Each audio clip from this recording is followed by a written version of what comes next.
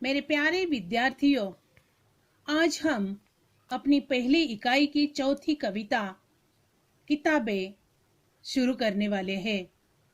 अपनी किताब का पन्ना क्रमांक 12 खोलिए और 4 नंबर पर किताबें यह कविता है जिसके कवि है गुलजार जी। बच्चों, सर्वप्रथम हम गुलजार जी का परिचय देखेंगे। उनका जन्म 18 अगस्त 1936 में दीना, झेलम जिला, पंजाब यानी स्वतंत्रता पूर्व भारत में हुआ। गुलजार जी का मूल नाम संपूर्ण सिंह कालरा है। आप एक कवि, पटकथा लेखक, फिल्म निर्देशक, नाटककार होने के साथ साथ हिंदी फिल्मों के प्रसिद्ध गीतकार हैं। उनकी प्रमुख कृतियां हैं चौरस रात लघु कथाएं, रावी पार कथा संग्रह, रात, चांद और मैं, एक बूंद चांद, रात पश्मीने की कविता संग्रह, खराशे कविता कहानी का कोलाज। तो इस प्रकार इनका परिचय है। उसके साथ साथ यह कविता जो है यानी यह पद्य जो है, पद्य संबंधी हम देखेंगे। यह एक नई कविता है। आधुनिक संवेदना के साथ परिवेश के संपूर्ण वैविध्य को नए शिल्प में अभिव्यक्त करने वाली काव्यधारा है। प्रस्तुत कविता में गुलजार जी ने पुस्तकें पढ़ने का सुख, कंप्यूटर के कारण पुस्तकों के प्रति अरुचि, पुस्तकों और मनुष्य के बीच बढ़ती दूरी और उससे उत्पन्न दर्द को बड़े ही मार्मिक ढंग से प्रस्तुत किया है। तो बच्चों, यह नई कविता हम शुरू करने जा रहे हैं। यह कविता जो है किताबों के बारे में है। तो किताबें क्या कहती है? पहला परिच्छेद हम देखेंगे, उसका पठन मैं कर रही हूँ। किताबें झांकती है बंद अलमारी के शीशों से, बड़ी हसरत से तकती है। महीनों अब मुलाकात नहीं होती, जो शामें उनकी सोहबत में कटा करती थी अब अक्सर। बच्चों, यह कविता की 5 लाइनें हमें क्या बताना चाहती है, इसका अर्थ मैं आपको समझाती हूँ।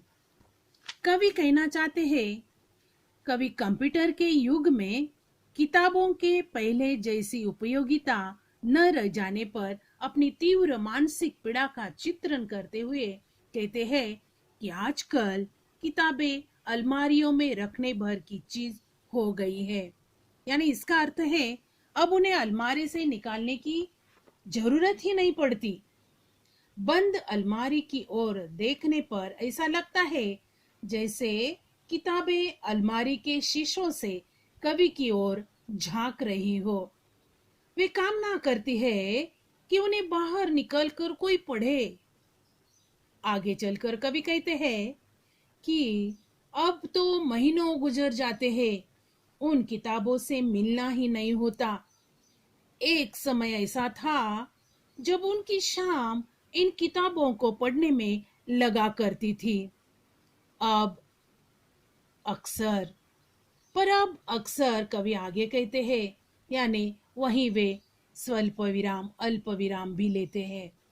तो यह हो गया पहले परिच्छेद का सरल अर्थ। दूसरा परिच्छेद हम पढ़ेंगे।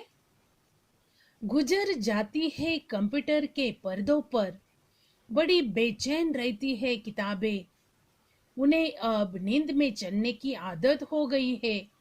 जो कदरें वो सुनाती थी कि जिनके सेल कभी मरते नहीं थे, वो कदरें अब नजर आती नहीं घर में, जो रिश्ते वो सुनाती थी। बच्चों, इस दूसरे परिच्छेद का अर्थ मैं समझाती हूँ। आगे चलकर कवि कहते हैं कि कंप्यूटर आने के पहले उनकी शाम किताबें पढ़ने में बीता करती थी, पर जब कंप्यूटर आ गया है, तब से वे कंप्यूटर पर ही पढ़ते लिखते हैं। इसलिए उनकी शाम कंप्यूटर के पर्दे पर बीतने लगी है। इस वियोग के कारण किताबें बहुत बेचैन रहने लगी है। अब हालत यह हो गई है कि ये किताबें नींद में चलने लगी है। इसका अर्थ क्या है बच्चों? नींद में चल रही है अर्थात वे कवि को अब सपने में भी कभी दिखाई देती है। इन किताबों से जिन मानव मूल्यों की जानकारी मिलती थी और जो अक्षुण्ण हुआ करते थे, वे मानव मूल्य अब घर में नहीं, नजर भी नहीं आते। ये किताबें रिश्तों संबंधों के बारे में बताती थी।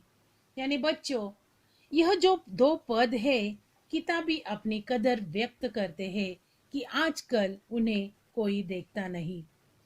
तो इस प्रकार ये दोनों परिच्छेद मैंने आपको समझाए और उनके शब्दार्थ भी मैंने आपको लिखने के लिए दिए हैं।